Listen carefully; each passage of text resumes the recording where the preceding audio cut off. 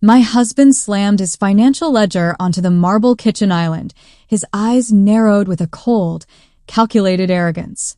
Starting this month, we will each manage our own money, Colleen, he announced, his voice carrying a smug finality that echoed through our open-concept home.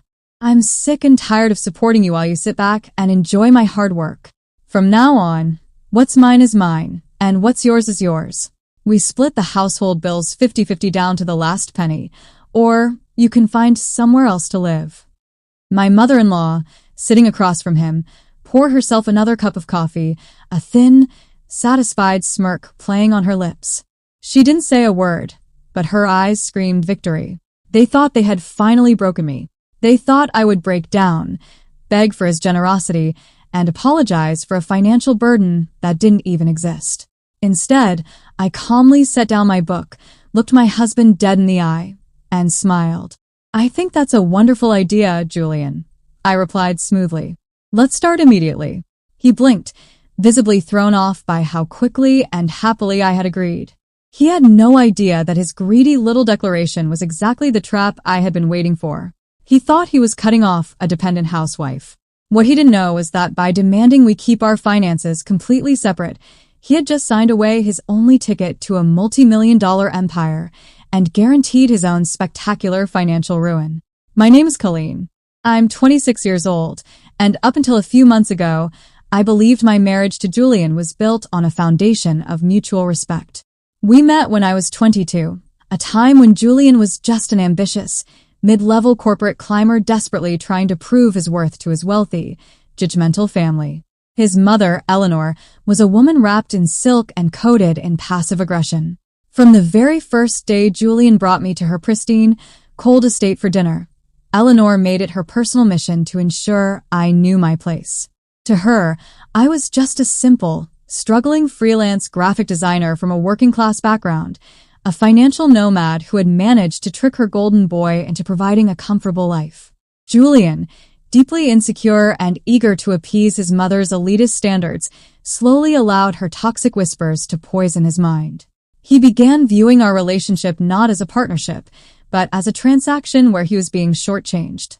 The breaking point arrived on a Tuesday evening when he slammed his financial ledger onto our marble kitchen island, his jaw set with an arrogant, smug finality. Eleanor sat right beside him, sipping her tea with a sharp, victorious smirk. Julian looked down his nose at me and uttered the words that changed everything. Starting this month, we will each manage our own money. I'm sick of supporting you. He genuinely believed he was setting a trap to humble his dependent wife. He had absolutely no idea he was walking right into mine. Julian lost no time implementing his new rules with an almost sadistic precision. The very next morning, a notification pinged on my phone. He had created a shared online spreadsheet titled Household Realignment. From that moment on, our life together was reduced to cold decimals and petty mathematics. Julian insisted we split every single utility bill, the mortgage, property taxes, and even the streaming subscriptions exactly 50-50 down to the last penny. If a light bulb blew out in the hallway, he would log the $1.50 expense and expect 75 cents from me by the end of the weekend. But the real cruelty showed up in the small, everyday moments. To humiliate me and prove his financial superiority, Julian completely stopped taking me out to dinners. He began cooking lavish, high-end organic meals entirely for himself, stocking the top shelves of the refrigerator with premium steaks and expensive wines that he explicitly forbade me to touch.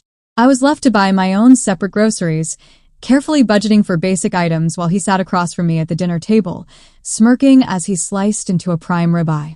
Throughout all of this, I played my part to perfection. I would look stressed, sigh heavily over my packed lunches, and let him believe that his sudden withdrawal of financial support was breaking my spirit. In reality, I was having the time of my life. While Julian was busy highlighting a $4.50 charge for shared paper towels on his spreadsheet, he was completely oblivious to the fact that my freelance graphic design business had quietly evolved into a massive digital branding agency. I was making more in a single week than he made in an entire year, quietly transferring my massive corporate profits into a private, untraceable business account. As I sat at my small desk watching Julian highlight a $4.50 charge for shared paper towels on his spreadsheet, I realized how quickly greed can blind a person. He was so consumed by his petty power trip that he failed to notice the calm confidence in my eyes. Before I tell you how his arrogant math completely backfired on him and his mother, follow my story until the end and comment the city you're watching from so I can see how far my story has reached. The quiet storm was brewing in our household, and Julian was about to walk right into a financial trap of his own making, completely unaware that his life was about to unravel. The narrative deepened, and the distance between our two financial realities grew wider by the day. Julian truly believed I was drowning in bills, but the truth was far more spectacular. My supposedly small freelance gig was actually a highly successful digital branding agency that I had built completely from scratch. Over the last 2 years, I had kept the company's explosive growth a secret, operating under a private corporate shield. I wanted to see if Julian truly loved me for who I was, or if his family's toxic obsession with wealth would ultimately ruin our marriage. His petty spreadsheet gave me a definitive answer. Just as things were getting tense at home, a major tech conglomerate offered a massive $3.2 million cash buyout for my agency.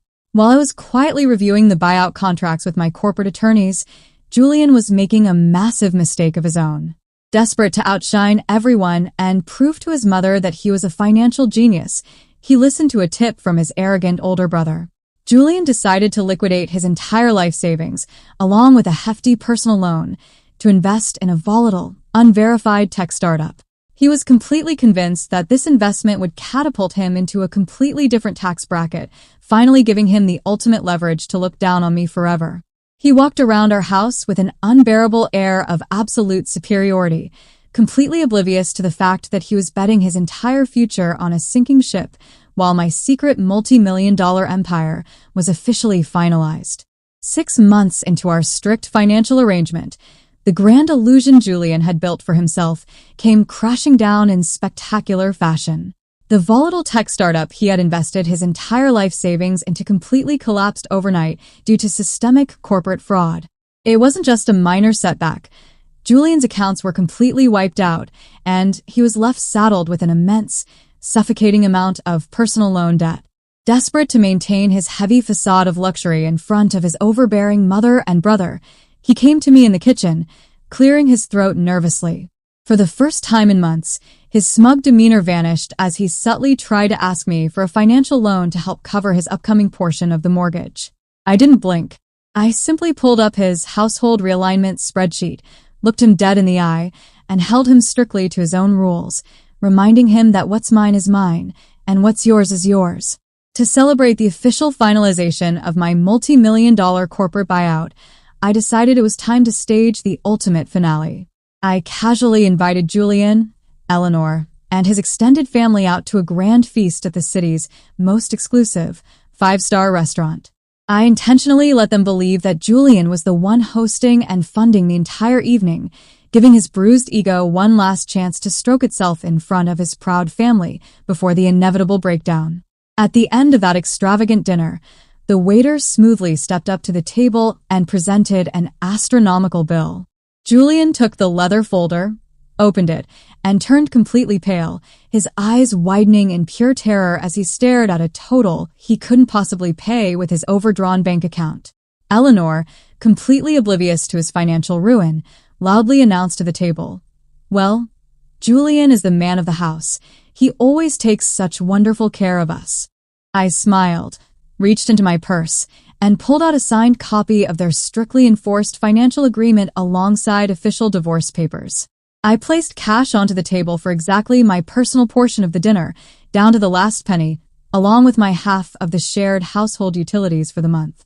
Then, I casually slid the massive remaining bill right over to Julian.